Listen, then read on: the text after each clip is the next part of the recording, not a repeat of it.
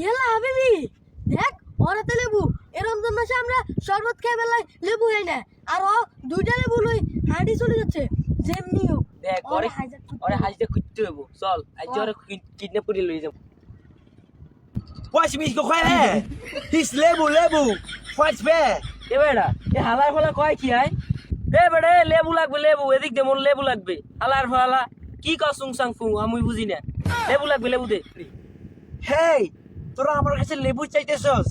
আমার আব্বু ছিল একজন হকার ব্যবসায়ী, ঝালমুড়ি ব্যবসায়ী।